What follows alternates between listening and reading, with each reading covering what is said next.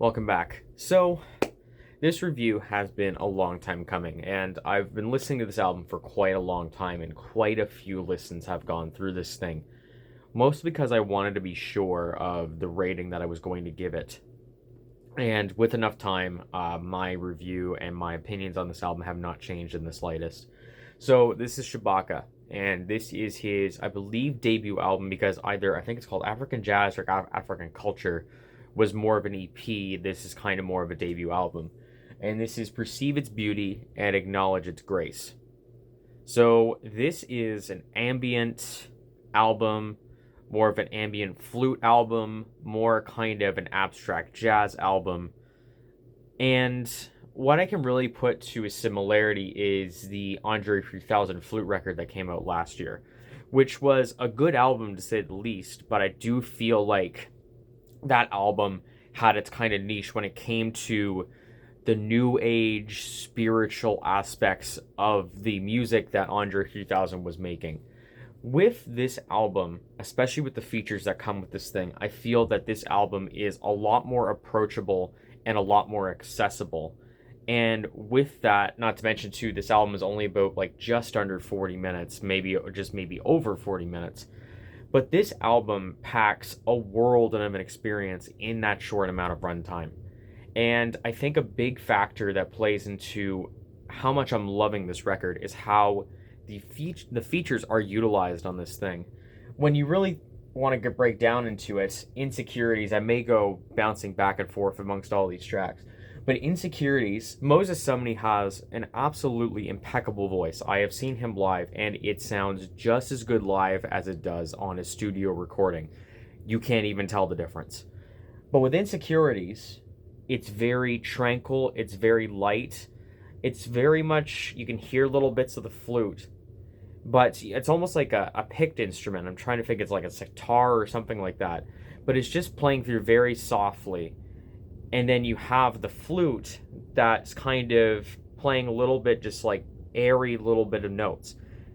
But where you expect Moses Sumney to have a verse or to have kind of more lyrics to this thing, it's more of just a harmonic and melodic performance. And it just really accents the new agey, the spiritual feeling that this album gives. It feels just absolutely just spiritual and otherworldly and ethereal in its sound.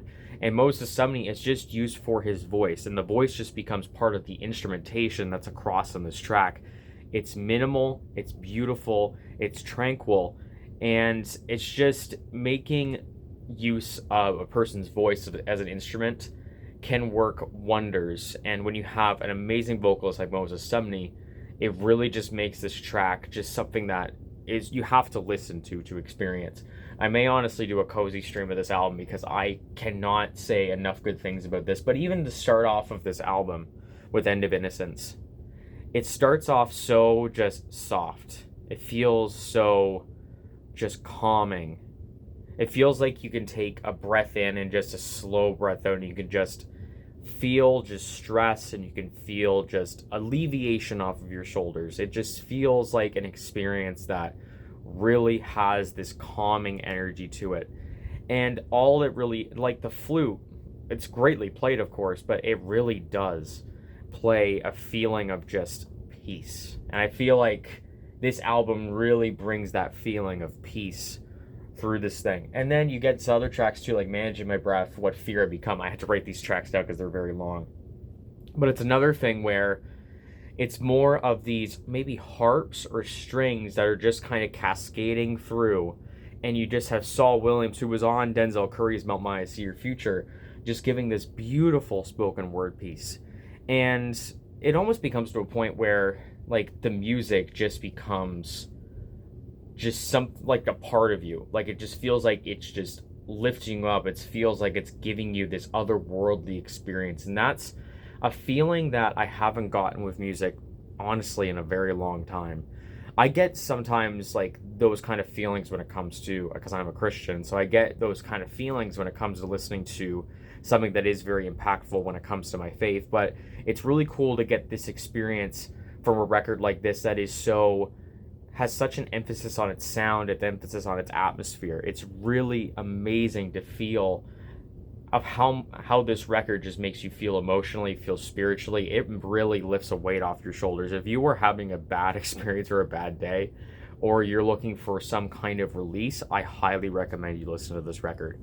And like this part right here, like again, the spoken word's fantastic, but there's these solo cuts as well. My favorite track on here is probably the Wounded Need to Be Replenished.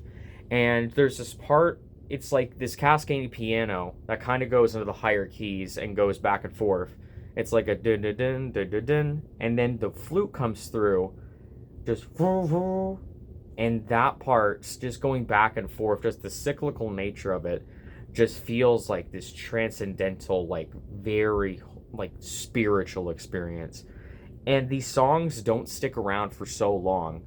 And that's the cool thing about it too, because some tracks can meander, especially in this new age kind of spiritual kind of ambient jazz sound. Sometimes these songs can meander for a long period of time, and there's some songs on here that do. But the songs on here are brief, they're to the point, so you get these little pockets of amazing experiences all in the span of 3 minutes, which is impressive to encapsulate that all in just a very short period of time. But one of the longer songs in here is Body to Inhabit with Elucid. And this really feels like you're at a campfire and you're kind of stomping your feet, you're clapping your hands and trying to make kind of instruments and kind of just percussion out of the nature and the world around you. And then you have Elucid kind of giving this very repetitive rap performance. And the way that it just keeps cycling back and forth, back and forth, back and forth, again, it just puts you into a zone, it puts you into a zen, it puts you into this really interesting state of being. That's all I keep saying, like spiritual, ethereal, tranquil, but that's really how this record makes me feel. Like, this is an incredible album. And the way that this album ends off on Song of the Motherland, where it's kind of emphasizing, it's just like the reinforcement and kind of the empowerment of Black culture, of your ancestry, of your heritage. Like, it really hammers home just the kind of the African kind of feel that this record has, of really just this tranquil feeling and just kind of bringing it all together of this kind of experience. And it's really cool that we can experience it through this album, because it does feel very cultural. It feels very kind of ancestral in a way. And for me to experience that is kind of really cool. And also not only to experience it, but also to be able to get lost in it is something that is very, very cool. I can think of one other record. It's by Jeremy Dutcher. I've made a vinyl video about that album that kind of takes the very hard to find and also just very rare wax recordings of a native tribe in Canada. And he sampled all of these wax recordings and made it into this kind of classical and experimental record. And you're able to experience the amazing feelings and the amazing kind of aura that record has. This is the exact same feeling that this album gives me. So this may be more of kind of a venting off piece. It may not be a fully constructed review. But I just really love this record, and I love the things that it does for me emotionally, physically, and spiritually. And not to mention, this record is amazingly crafted. It has some amazing instrumentation. It has amazing use for features. I didn't mention Lianne La Havas feature. There's a couple other solo tracks that are also fantastic. But this is my first. Yeah. This is my album of the year. It used to be Adrienne Lenker. It still probably will be in my top 2 or 3. Who knows at this point, but I can't say anything negative about this record. Absolutely nothing. The parts on this record that really struck a chord with me emotionally and just sent me into another world. And if you're really looking for a calming experience of an album, I highly recommend this record. So give it a listen. That's all I'm gonna tell you. I usually say it's just like, just give it a listen, see what you think, but I highly suggest you just give this a listen, even just one try. Even if you don't like it, I feel like this album is something you can experience and get something really nice out of. So I'm going to end it right off the 10-minute mark. So thank you for watching, and I'll talk to you again soon.